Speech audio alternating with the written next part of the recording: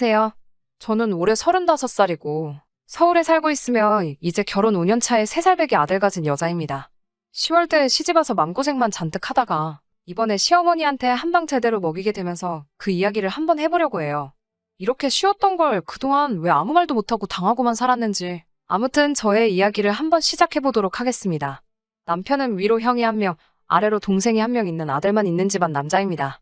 시어머니는 옛날 분답게 아들을 최고로 여기시는 분이고 아들 사랑이 엄청나신 분이에요. 신혼 초반에는 맨날 남편을 제일 우선으로 하고 남편을 위해 제가 헌신해야 한다는 잔소리를 귀에 못이 박히도록 들어왔어요. 결혼 2년 차에 제가 임신하게 되면서 뱃속에 아이가 아들인 걸 알게 되시고는 그나마 저한테 하시던 잔소리가 많이 줄었어요. 자기 아들들만 좋아하는 줄 알았는데 손주들까지 아들이었으면 하는 분이셨거든요. 저희 형님은 딸만 둘이었어요. 제가 아들을 갖게 되면서 시어머니 잔소리나 차별이 임신한 기간 동안엔 그나마 형님한테 집중이 되었습니다. 솔직히 형님한테는 미안하지만 뱃속에 아이가 아들이라 참 다행이라고 생각도 했어요. 그래도 아무리 제가 아들 손주를 임신하고 있다고 하더라도 시어머니 잔소리는 그치지 않았어요. 제가 먹덧을 했는데 덕분에 살이 많이 쪘었거든요.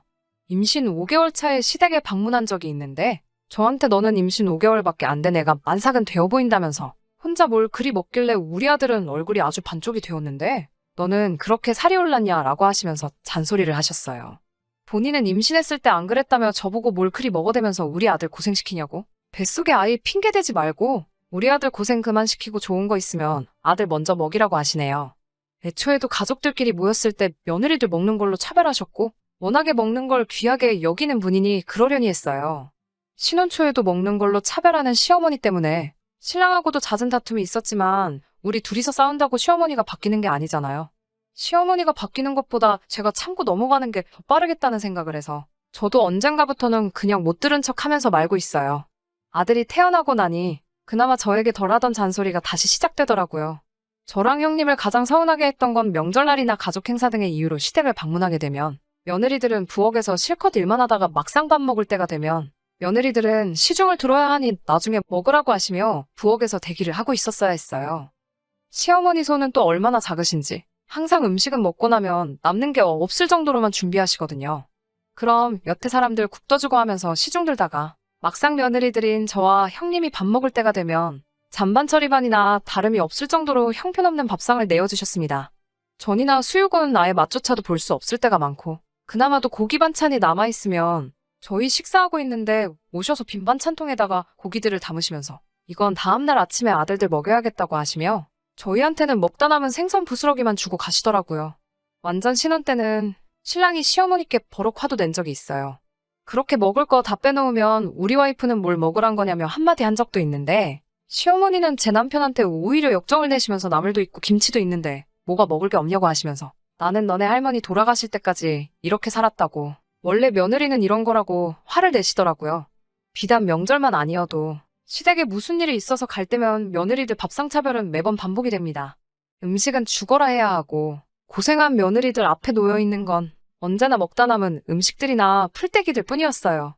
하루는 남편이 회사에서 선물이라고 구이용 한우 세트를 받아온 적이 있는데 시댁에서 가족들이 모일 일이 있어서 그날 구워 먹기로 했습니다. 음식을 해야 하는 것도 아니고 고기를 먹는 거니 저도 형님도 음식 준비할 필요가 없어? 그날은 용케도 같은 밥상에 앉아서 식사를 하게 되었는데 저랑 형님이 앉은 작은 밥상에는 불판조차 놔주질 않으시더라고요.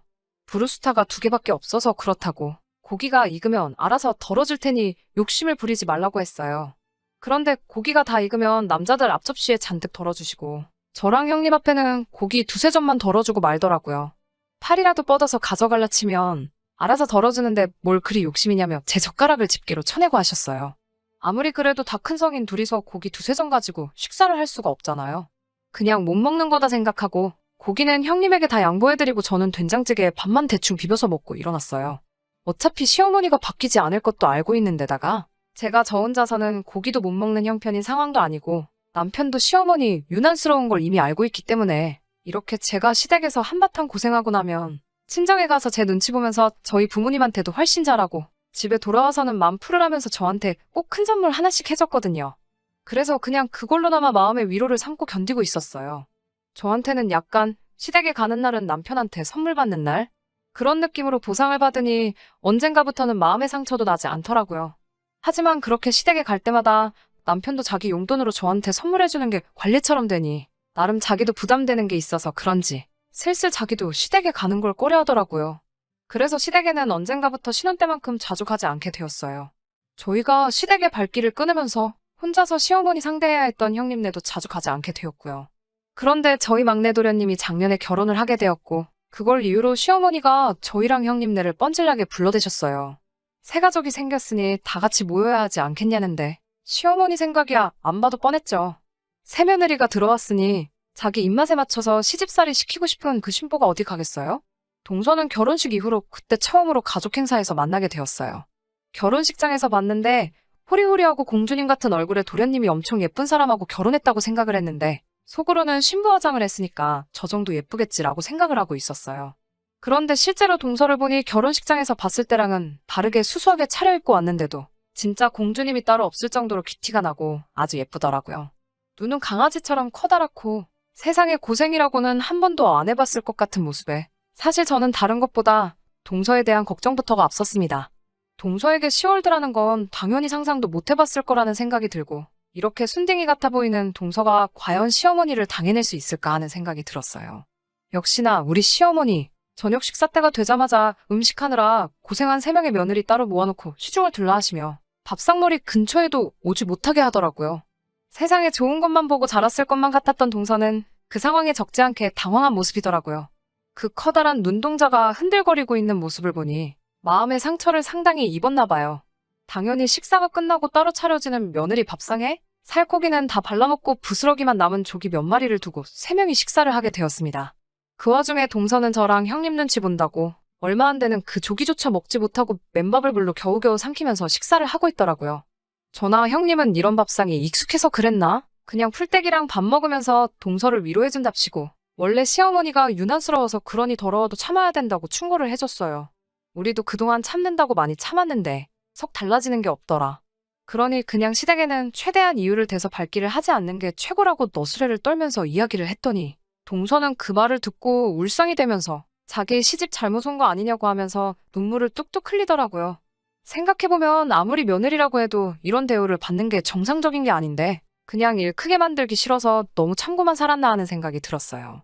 그동안 아무렇지도 않게 받아들인 게 잘한 게 아니었다는 생각도 들고 눈물이 그렁그렁한 동서를 보고 있으니 안쓰럽기도 했고요.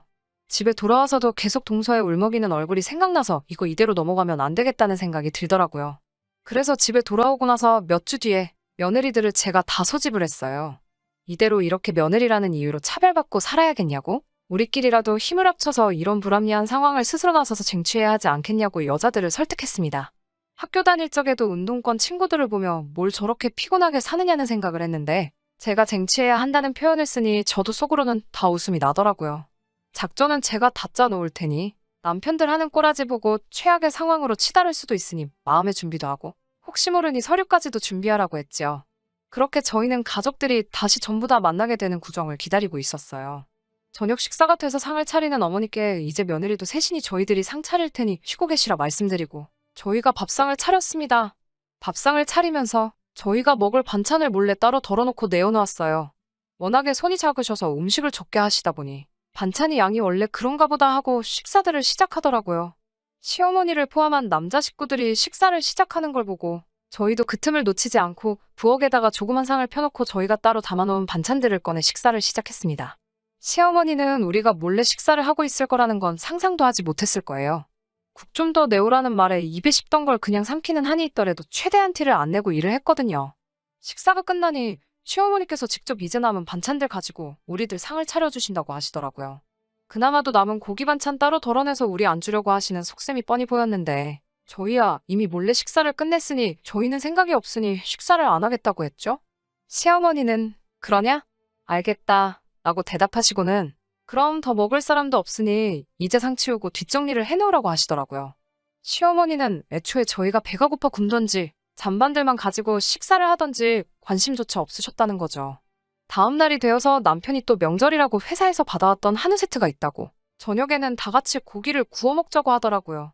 저희는 고기에 손도 못 댈 걸 알기 때문에 저는 이미 그날 점심에 혼자 마트에 가서 저희들이 먹을 고기를 따로 사왔어요.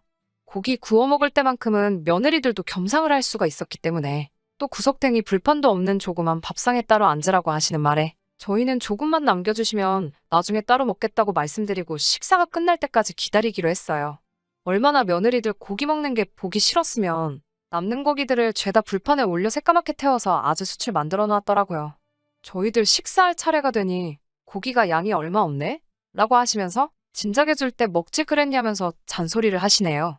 불판 위에 새까맣게 타버린 고기들만 봐도 한근은 훌쩍 넘어 보였는데 정말 해도 너무하다는 생각이 들었습니다. 너네는 밥을 못 먹어서 어떡하냐고, 다른 건 없고 라면이라도 끓여줄 테니 라면을 먹으라고 하시네요. 저는 시어머니께 괜찮다고 라면 끓여주실 필요 없다고 말씀드리고 차에 가서 트렁크를 열고 아이스박스에 따로 숨겨놓은 낮에 사놓은 고기를 꺼내서 집으로 들어왔어요. 며느리들끼리 자리에 모여서 고기를 굽기 시작하니 시어머니 얼굴이 대본에 일그러지시더군요. 그 표정이 정말 압권이었는데 글로 어떻게 표현을 해야 할지 모르겠네요.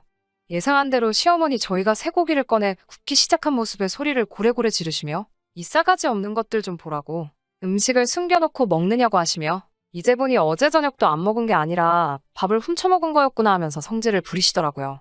저는 정색을 하면서 시어머니께 왜 제가 제 돈 주고 사온 걸 먹는데 그걸 가지고 도둑 취급을 하시냐고, 어제 저녁도 저희가 하루 종일 준비한 음식을 저희가 먹은 건데 그것도 도둑질이 되는 거냐며 진짜 도둑은 음식 준비한 저희한테는 맛도 못 보게 하신 시어머니가 아니겠냐고 한마디 했어요. 시어머니가 저보고 뭘 잘했다고 말대꾸를 하느냐며 더더욱 화를 내기 시작하셨습니다. 언성이 높아지고 안 좋은 이야기가 오고 가고 있으니 우리 동서는 그 상황에 사시나무 떨듯이 바들바들 떨고 있더라고요. 그런데 그 와중에 고기를 한 점 구워서 쌈 하나를 싸서 제 입에 쏙 넣어주더라고요.